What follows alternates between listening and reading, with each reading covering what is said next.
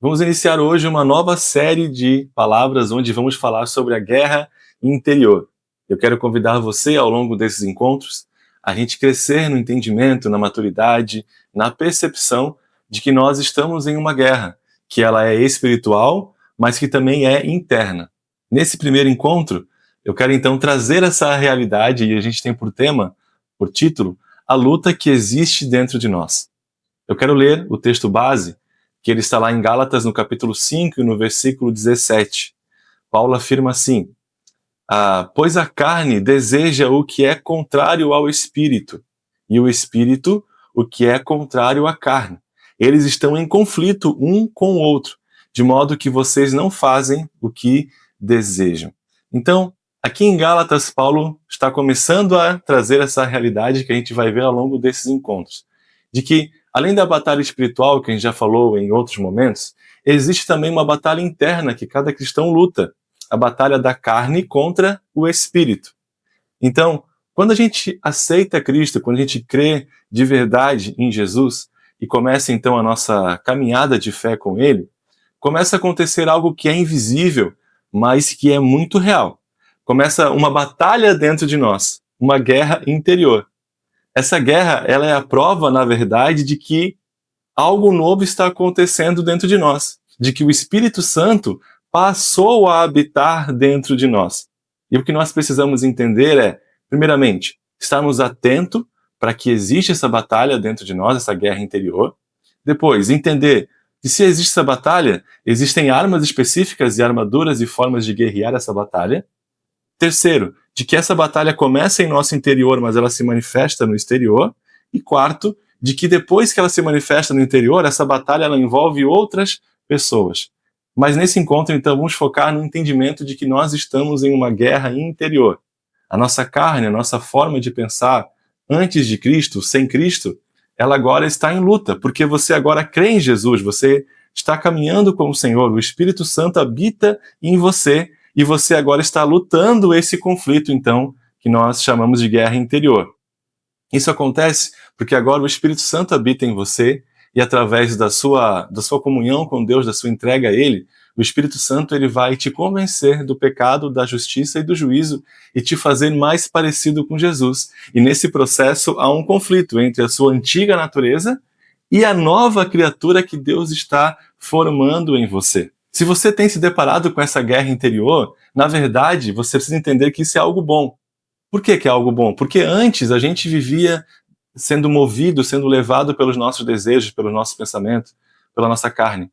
Mas agora nós queremos fazer a vontade de Deus, por isso estamos em guerra. Então, na verdade, se estamos em guerra, quer dizer que o Espírito habita em nós e isso é sinal de alegria para a gente. Essa batalha ela não é fácil, ela não é breve, é uma batalha para a vida inteira.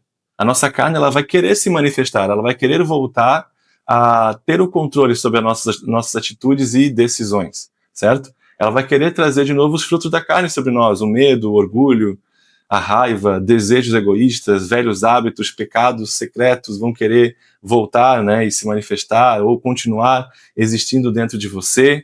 E às vezes isso até pode fazer você pensar então que você não está mudando, ou que você realmente não aceitou a Cristo, ou que Cristo, o Espírito Santo, não está em você, mas não é verdade. Olha só, Paulo em Romanos, no capítulo 7, versículo 23, né?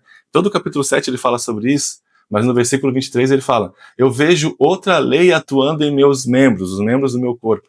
Eles guerreiam contra a lei da minha mente, tornando-me prisioneiro da lei do pecado que atua em meus membros. Então aqui no capítulo 7, Paulo fala sobre essa guerra. Depois você pode ler com mais calma. Ele diz que ele vê uma guerra acontecendo dentro dele. De que na mente, no coração dele, ele quer fazer a vontade de Deus. Ele está sendo impulsionado pelo Espírito de Deus, que quer fazer Paulo seguir os mandamentos e amar o Senhor e servir a Ele. Mas muitas vezes ele vê em seus membros, em seu corpo, em sua carne, essa velha natureza querendo voltar, e ele muitas vezes pecando e fazendo coisas que ele não quer mais fazer, mas acaba cometendo, né? Ele também diz no capítulo 7 que o mal que eu não quero fazer, esse eu faço. E o bem que eu quero, muitas vezes eu não consigo. Então Paulo está falando sobre essa guerra, mas no capítulo 8 ele vai dizer: mas graças a Deus por nosso Senhor e Salvador Jesus Cristo, que Ele, através do Espírito e da vida que nós podemos viver no Espírito, nos leva à vitória.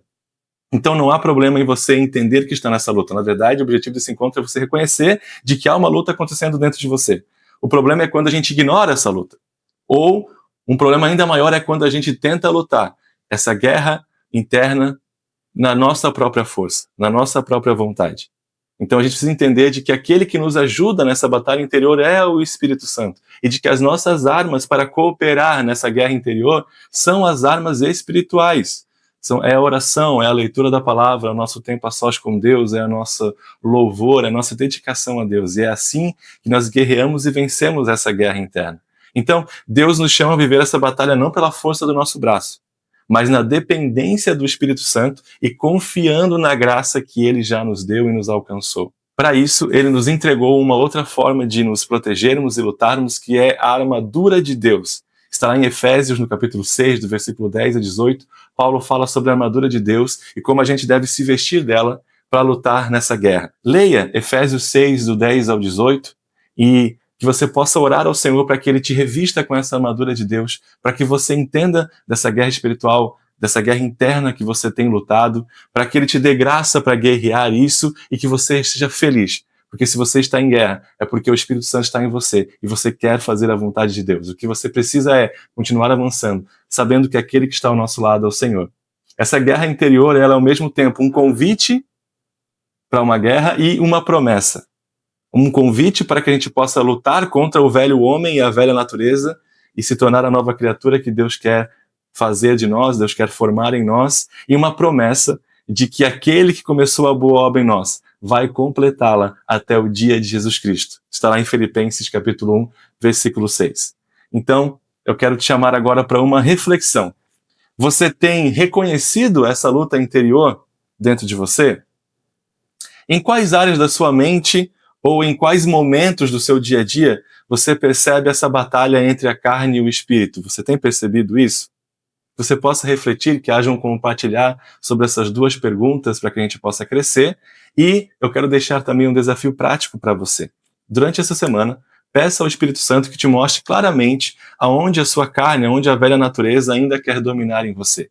E aí você vai pegar um papel, você vai pegar um caderno, você vai escrever aquilo que o Espírito Santo vai falar, as áreas que você tem mais dificuldade, e eu quero te convocar para essa semana você tirar um tempo de oração sobre isso, para que Deus possa te ajudar a vencer nessas áreas que você está guerreando, para que você tenha vitórias nessas áreas em nome de Jesus.